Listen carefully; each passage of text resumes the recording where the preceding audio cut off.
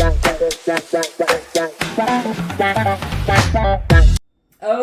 everybody, welcome back to our second course. So, for the first course, we made 3 different smoothies that will help energize you throughout your day, which we have a couple sitting right in front of us right here.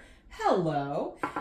But it really, everything that we do leads to a bigger point in Coach's Wellbeing Kitchen. So, the point is choosing joy over suffering. And originally, when we were talking about that, it was really about when we eat so much around the holidays.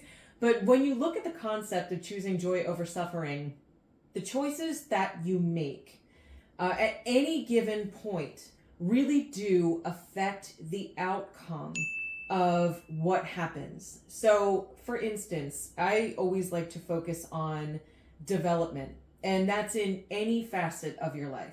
So whether it's in a career, whether it's in just, getting up and going for a walk every day, whether it's a goal that you're setting for yourself of something that you wanted to achieve that you didn't think that you could achieve. That's all completely doable. But if you are not properly motivated, it's going to end up in a negative situation. And I tend to find that it's so much easier to focus on the negative than it is about the positive. And so when we talk about that concept of choosing joy over suffering or making those choices in your personal development, no matter what it happens to be, sometimes it's harder to do. So really when we're thinking about just making these, easy peasy, lemon squeezy smoothies, it's starting your day off in a way that's going to keep you energized and ready to go for whatever choices you need to make in that day. And choosing, I think, one great thing leads to choosing another great thing, another great choice leads to another great thing, and so on and so on and so on. So, interesting. Just like negativity feeds itself, you mentioned shifting to more positive thoughts. Yeah. Whatever you're thinking about is really going to feed itself. So the reason we tie this into smoothies is because it is the simplest choice. First thing right out of the gate is to have something very nourishing for breakfast. So make the choice for a quick smoothie.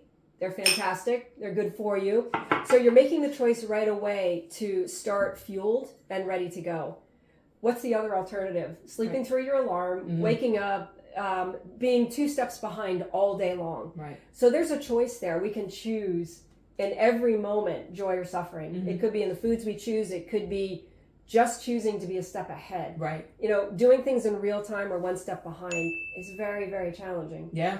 But to do things just a little bit ahead. And I like to think in terms of when I go to bed at night, if I wake up in the middle of the night and can't sleep, or very first thing in the morning before my alarm goes off, I'm making a list of, not a to-do list, I call it placing my order. And I tell my clients this a lot. I place my order for that day. So I'm thinking, here's how I want it to be.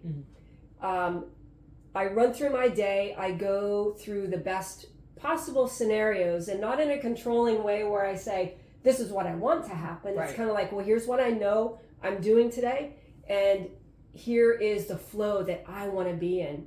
And I have to say, when I mindfully do that on a day-to-day basis, 99% of the time, I'm in that flow. Yeah. And then if something does come up that I have to make a shift, it's easier to make that shift from a positive state of mind than 2 steps behind constantly. So my jam, of course, is wellness and well-being. So plan ahead with your food. Know where your next meal is coming from. That energy is going to translate into better decision-making, better recognition of your potential, just better flow on a day-to-day basis. And that adds up, wouldn't you say? Oh, yeah. It adds up into the development bank, I think we can call it, making the deposits in the development bank. And it's not going to be easy to do every single time. It's really well and good for us to say, this is how you can do it, and here are your strategies to get there. It's not always going to be the easiest thing to do day after day after day after day.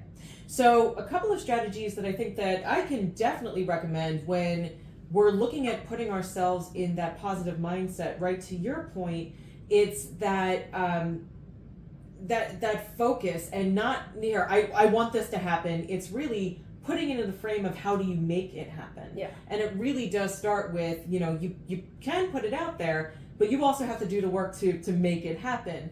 So I think a couple of strategies that I always tend to recommend are, if you're setting a goal for yourself or you're focused on your development, write it down. I have found over and over and over again, I know for myself, writing something down and looking at it, you don't have to do it every single day. Sometimes it's as easy as writing something down and then really ripping it up and throwing it away. Just to be able to get that thought out there, to really kind of put out there, what do you want? Place that order, right? Place the order. And another strategy is something that I tend to recommend often, which is the go with your gut, right? We're using smoothies to nourish our guts, which is fantastic. But at the same time, sometimes we have that ability to really feel this might not be the best decision, or maybe I need to switch. Quite honestly, what was it that made you feel a certain way in the first place? So I always tend to recommend to people I'm speaking with, how did you feel about it? What was your gut? Go with your gut. Sometimes I think we have a tendency to get too stuck in our heads, and that is fine. You really do need the logic. Trust me, I know.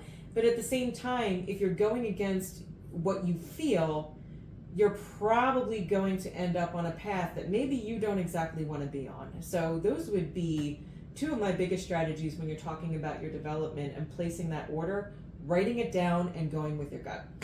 Love it. Yeah. And to your point, we have a whole body below our head. So we tend to think we are just this head walking around. Right. So getting in touch with your gut, I love that. And one good way to do that is, this is again where your well-being and self-care come into place. It's, you got to be able to recognize your body's signals from a gut instinct, like, yes, I'm getting a full body yes from this, versus I've got no energy, I didn't eat, I'm overstressed and overworked. How are you going to make the better choice? Right. It's impossible or very difficult to be tuned into your body if your body's not well taken care of. Plus, we're holistic. Yeah.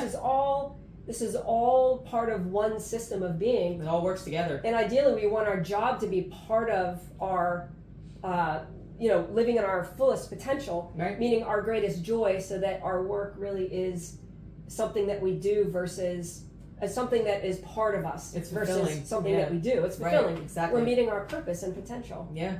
And we are all about purpose and potential here. But also what fills us with purpose and potential is these smoothies. So, yeah. So I want to try this pecan. All right. I'm doing the banana pancake. So here's to you, Coach Kristin. Here's to you, Coach Julia. And here's to all of you out there. See you guys. Keep all of the energy, keep the potential flowing, and we'll see you next time on Coach's Wellbeing Kitchen. Cheers.